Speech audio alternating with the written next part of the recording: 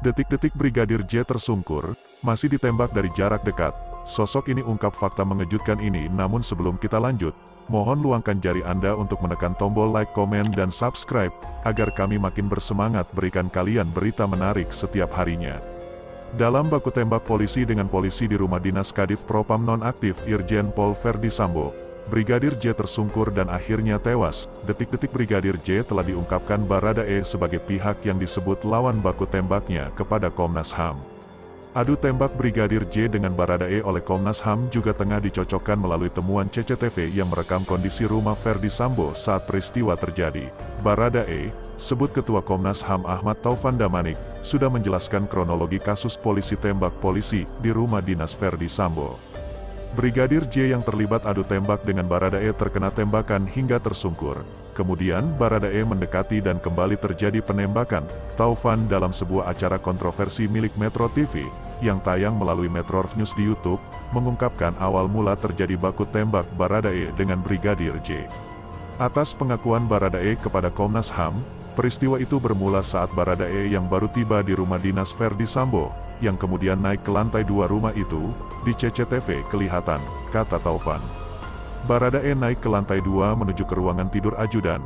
Tiba-tiba dia mendengarkan suara teriakan dari Bu Putri, istri Verdi Sambo. Ini versi dia, bukan Komnas, kata Taufan. Kemudian, setelah mendengarkan teriakan itu, Baradae turun dan melihat Brigadir J. Dia bertanya dengan suara yang lebih kuat karena kaget. Ada apa ini? Dia menyaksikan saudara Yosua mengarahkan senjata kepada dia dan menembak, tutur Taufan.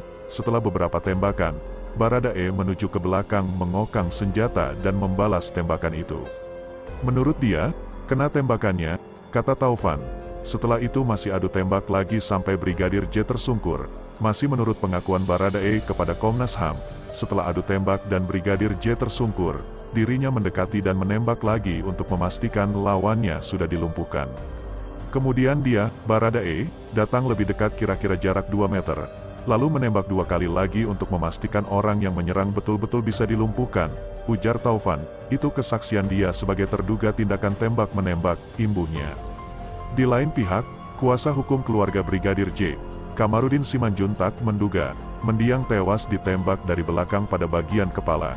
Hal itu diperkuat dari hasil sementara autopsi ulang kepada Brigadir J yang digelar di Rumah Sakit Umum Daerah Sungai Bahar, Kabupaten Muaro, Jambi, Rabu tanggal 27 Juli tahun 2022.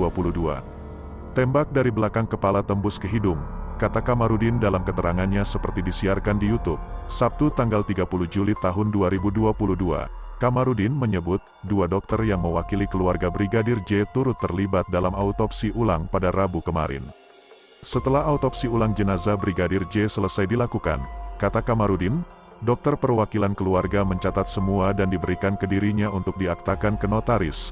Dalam catatan dokter dari pihak keluarga, ditemukan benjolan di belakang kepala yang berasal dari bekas lem, ungkapnya.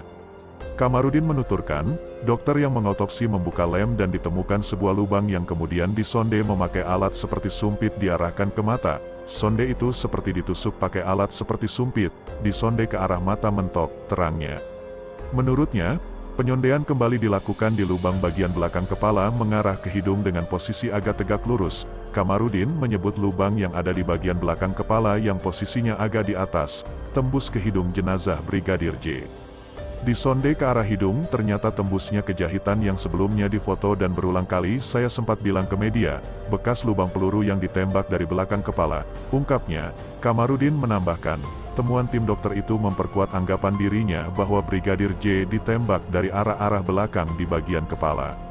Selain itu, dia pun menyebut temuan autopsi ulang menandakan Brigadir J tewas bukan dalam baku tembak, sebab kegiatan tersebut biasanya terjadi apabila 2 orang dalam posisi berhadapan, pungkasnya. Dapat diketahui, otopsi jenazah Brigadir J telah selesai dilakukan di RSUD Sungai Bahar, Jambi, Rabu tanggal 27 Juli tahun 2022. Ketua Tim Dokter Forensik, Ade Firmansyah Sugiharto mengatakan, hasil otopsi akan keluar 4-8 pekan.